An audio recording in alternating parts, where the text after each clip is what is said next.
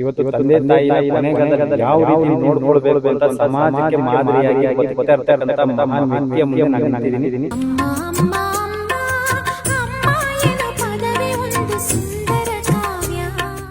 ಇನ್ನೊಂದು ಮಗನಾಗಿ ನನ್ನ ತಾಯಿಯವರು ಕೆಲಸ ಮಾಡಿದ್ದಾರೆ ಅಪ್ಪ. ನಾವು ಆ ಋಣ ತೀರ್ಸೋಕ್ಕಾಗಲ್ಲ, ಆ ಋಣದಲ್ಲಿರ್ತೀವಿ. ನಾನು ಜನಸ್ನೇಹಿ ಅಂದರೆ ಅದು ಕರುಣೆಯ ಹೊಳೆ ಹರಿತಾ ಇರ್ತಕ್ಕಂಥದ್ದು. ಸೇವೆ ಅನ್ನುವಂಥದ್ದು ಇರಬೇಕು. ಅಪ್ಪ ಸೇವೆ ಮಾಡಿದ್ದಾರೆ, ಜಾತ್ರೆ ಮಾಡೋಕ್ಕಿಂತ ಜಾಸ್ತಿ. ಇವತ್ತು ಬೀದಿಲಿ ಬಿದ್ದವ್ರನ್ನ ಸರಿ ಎಲ್ಲಾದರೂ ತೊಗೊಂಡೋಗಿ ನಾನು ನೆರಳಲ್ಲಾದರೂ ಇಡ್ತೀನಿ ಅಂತ ಹೇಳ್ತಕ್ಕ ಒಬ್ಬ ಮಗ ಇದ್ದಾನೆ ಅಂದರೆ ಅದು ಖಂಡಿತ ನಮ್ಮ ಯೋಗೀಶ್ ಅವರೇ. ಯಾರಿಂದೂ ಆಗಲ್ಲ. ನಮ್ಮ ಸಿದ್ಧಗಂಗೆ ಶ್ರೀಗಳನ್ನ ಆ ದಾಸೋಹ ಇನ್ನೊಬ್ಬರ ಹತ್ರ ಇದು ಮಾಡಿ ತಾನೇ ಹೋಗಿ ಜೋಳಿಗೆ ತಗೊಂಡೋಗಿ ಕೊಡ್ರಿ ಅಂತ ಸೇರಿಸಿಟ್ಟಿದ್ದ ವ್ಯಕ್ತಿ ಥರ ಈ ಅಪ್ಪನಾಗಿ ಒಂದು ಶ್ರೇಷ್ಠವಾಗಿ ಬರಲಿ. ಹೌದೌದು. ಇನ್ನು ಯಾರು ಅದಕ್ಕೆ ಸಮಾನ ನಾನು ಹೇಳಕ್ಕೆ ಇಷ್ಟಪಡಲ್ಲ. ನಾನು ಯಾವಾಗಲೂ ಬರ್ತೀನಿ ಅಪ್ಪ. ಬರೀ ನಿಮ್ಮ ಸೇವೆಯಲ್ಲಿ ನನ್ನ ಜೊತೆಲಿ ಇರಬೇಕು ಅಂತ ಇಷ್ಟಪಡ್ತೀನಿ. ಖಂಡಿತ ಬರ್ತೀನಿ ಅಪ್ಪ.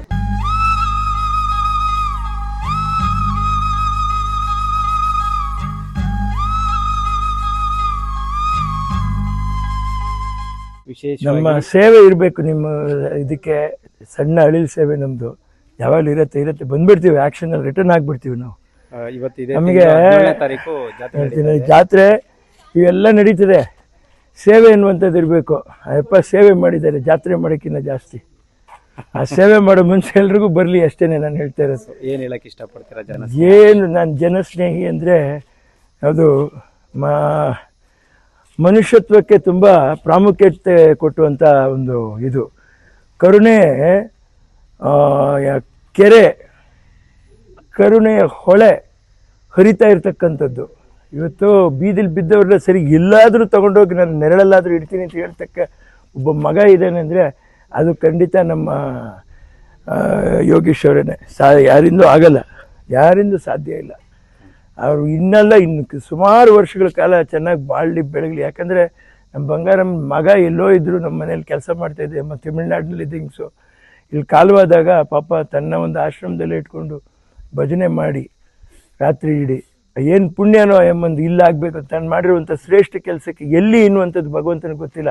ಕರೆಕ್ಟಾಗಿ ಇವ್ರ ಸನ್ನಿಧಿಲಿ ತೊಗೊಂಬಂದು ಇಟ್ಕೊಂಡು ಮಾಡಿ ಚಿತಾಗರಕ್ಕೆ ತೊಗೊಂಡೋಗಿ ಪಾಪ ಆ ಸರ್ಟಿಫಿಕೇಟ್ ಕೊಡಿಸಿ ಆ ಅಸ್ಥಿನ ತೊಗೊಂಡೋಗಿ ಮಗ ಸಮುದ್ರದಲ್ಲಿ ಕರಗಿಸುವಂಥ ಕೆಲಸ, ಒಳ್ಳೆ ಕೆಲಸ ಮಾಡಿದ್ರು. ನನ್ನ ತಾಯಿಯವ್ರು ತೀರ್ಕೊಂಡು ನಾವು ಹೊರಗಡೆ ಬರೋಂಗಿಲ್ಲ. ಅಂಥ ಸಮಯದಲ್ಲಿ ಇನ್ನೊಂದು ಮಗನಾಗಿ ನನ್ನ ತಾಯಿಯವರು ಕೆಲಸ ಮಾಡಿದ್ದಾರೆ ಅಪ್ಪ. ನಾವು ಆ ಋಣ ತೀರ್ಸೋಕ್ಕಾಗಲ್ಲ, ಆ ಋಣದಲ್ಲಿರ್ತೀವಿ. ಆ ಋಣ ನಾವು ತೀರ್ಸೋಕ್ಕಾಗದಿದ್ರು ಕೂಡ ಅವರ ಸೇವೆ, ಅವ್ರ ಜೊತೆಲಿ ನಾವು ಸೇವೆ ಮಾಡ್ತೀವಿ. ನನಗೆ ಜಾತ್ರೆ ಹಬ್ಬ ಇವೆಲ್ಲ ನಡೀತವೆ. ಇವು ಯಾವ ಬೇಜಾರಿಲ್ದಿರೋ ಒಂದು ತೊಂದರೆ ಆದ ತಕ್ಷಣವೇ ಹೋಗಿ ರಿಯಾಕ್ಟ್ ಆಗ್ತಾರಲ್ಲ, ದಿನ ಹಬ್ಬ ಅದು ನಿಜವಾದ ಹಬ್ಬ ಅದು. ಆ ಹಬ್ಬಕ್ಕೆ ನಿಮ್ಮ ಜೊತೆಲಿ ನಾವು ಸೇವಕರಾಗಿ ಇರ್ತೀವಿ. ಇವತ್ತು ನಾವು ನಮ್ಮ ಕಲಿಯುಗದ ಶ್ರವಣ ಕುಮಾರ, ತಾಯಿಗೆ ತಕ್ಕ ಮಗ, ಇವತ್ತು ತಂದೆ ತಾಯಿನ ಕೊನೆಗಾಲದಲ್ಲಿ ಯಾವ ರೀತಿ ನೋಡ್ಕೊಳ್ಬೇಕು ಅಂತ ಸಮಾಜಕ್ಕೆ ಮಾದರಿಯಾಗಿ ಬದುಕ್ತಾ ಇರ್ತಕ್ಕಂಥ ಮಹಾನ್ ವ್ಯಕ್ತಿಯ ಮುಂದೆ ನಾನು ನಿಂತಿದ್ದೀನಿ. ಭಾಳ ಸಂತೋಷ ಆಗುತ್ತೆ. ಈ ಸೋದೇವನಹಳ್ಳಿ ಭಾಗದಲ್ಲಿ ಇವ್ರ ಸೇವೆ ಅಪಾರ.